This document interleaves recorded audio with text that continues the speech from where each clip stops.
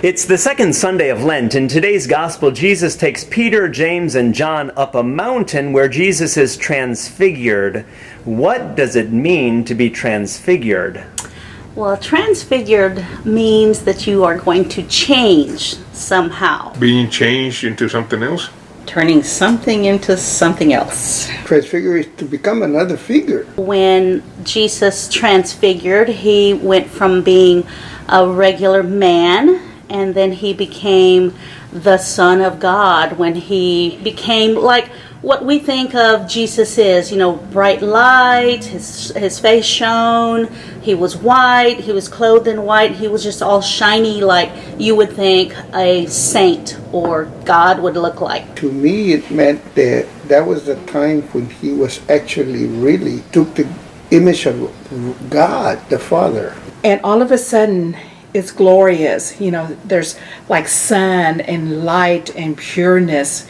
Everything's so beautiful. Like, I don't think there's even words to describe how he looked. He's telling his people that he is not just a regular man on earth. He is God's son. He's holy. He should be taken.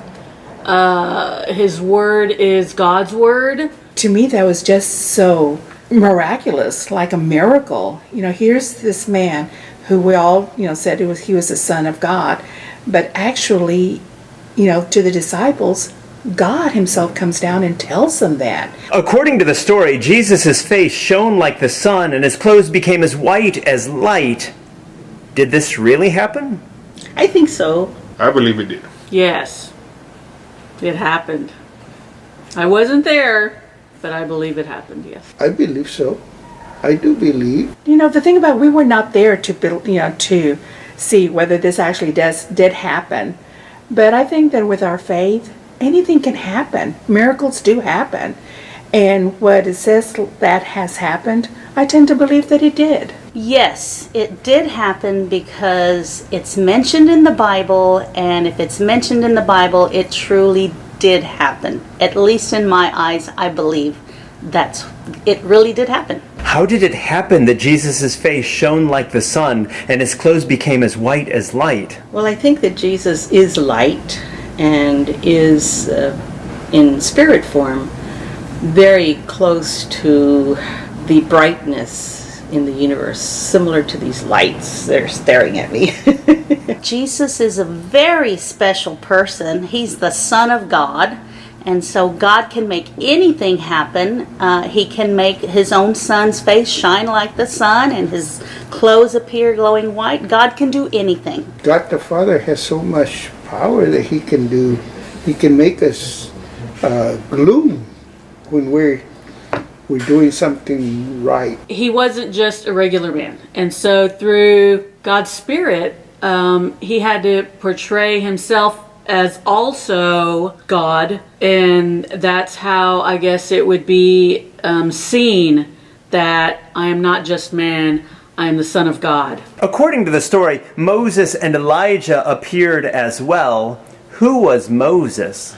Moses was the man that God gave the Ten Commandments to. Moses was the leader of the people who left Egypt as slaves and they were heading out to the Promised Land. He brought the Israelis back in. He led the Israelis across the river. He saved them, and he also received the 10 Commandments from God. Moses was the man that brought the slaves out of Egypt into the new land. He was very prominent in the Bible. He was a very prominent prophet. Moses was a prophet. He suffered a lot, but he was a big person in the Bible. Well, Moses was the one with the 10 Commandments. That much I do remember. And he's the one that led the people out of Egypt to the new land, although he was never able to go into the new land. He could just see it from a distance. Moses received the old law, the Ten Commandments, and today's gospel says that Moses and Jesus were conversing. What do you think Moses said to Jesus, or that Jesus said to Moses? How do you think that conversation went? Well, I think that probably, Jesus was telling Moses, we have all these 10 commandments we're supposed to, believe, obey. But the two main ones is love God and love your neighbor. Jesus empowered Moses so much that he accepted a very difficult job. Jesus is supposedly the new Moses, and so Moses is probably telling him, hey, just giving you some hindsight, maybe you need to think about this. And Jesus is like, well, thanks a lot. I really appreciate the advice coming from someone who is so prominent. Okay, so Moses, having the 10 Commandments, or being the keeper of the 10 Commandments, I guess brought them with him, speaking to Jesus. So he was letting Jesus know, look, these are the 10 Commandments. Jesus is like, I do respect that, but I think that with the other 600 and some odd laws that there are out there are really only 2 laws that we need to follow. And so he told Moses, love God, love your neighbor. Well, Moses probably said, I'm glad you got here, because I made these 10 rules, and there's volumes now that have been added to them, and the people are confused. They don't know what to do. I'm glad you got it to where you're down to the cliff notes anyway. Elijah appeared too. Who was Elijah? Elijah was, if I remember correctly, another prophet in the Bible, another prominent prophet in the Bible.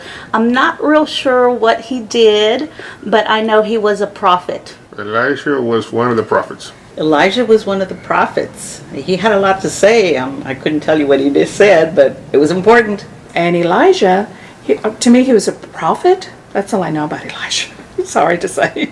Elijah was a prophet, again from the Old Testament, Book of Kings.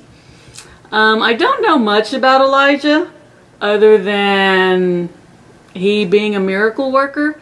I don't know what miracles he worked. But yeah, he's a prophet from the Old Testament, and that's pretty much where my knowings go.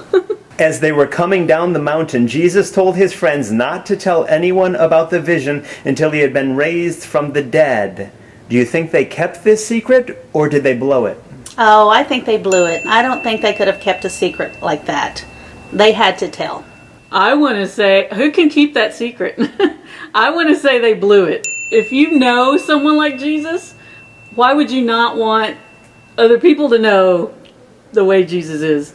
So I'm going to go with they blew it. It was out of the water.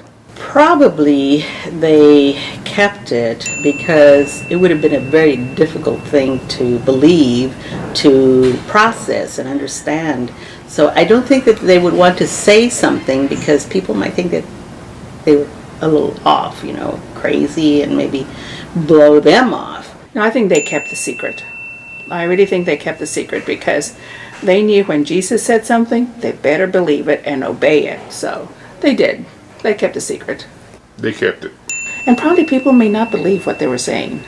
So I can just imagine them going, you know what he did? Are you sure about that? But I think it's just that they believed in him and they obeyed him. And obeying him meant to keep it a secret. I believe they kept that secret. But then after Jesus died, they were going to say something anyway about Jesus dying and basically resurrecting. So it was just as crazy to say that he had talked to Moses and Elijah and that he turned into light and his garment was white. So I think that after they waited, but I think that they ultimately had to just spill the beans. If you saw one of your family members or friends transfigured like Jesus was, for how long do you think that you could keep such a secret? Not very long. Not very long. I probably would tell someone, and they probably would tell me, you're crazy. It would be very difficult, to be honest. I would be elated to tell people they were transfigured. That one of my children or my grandson was transfigured. It's very hard to keep a secret like that. I would get on the phone right away. I would not be able to keep a secret like that. I'd have to tell. I would be so skeptical at first. And like, is this really happening? Is this for real? Once I realized that, okay, yeah, it's happening, I'd have to tell somebody. I don't know who, maybe the next person that walked in the door. Guess what? I don't think people would believe me. They probably thought that I'd gone over the deep end. I think the first instinct that people would say, you've had too much. You're under too great deal of stress that you're just making this up, or you tend to believe that it actually did happen.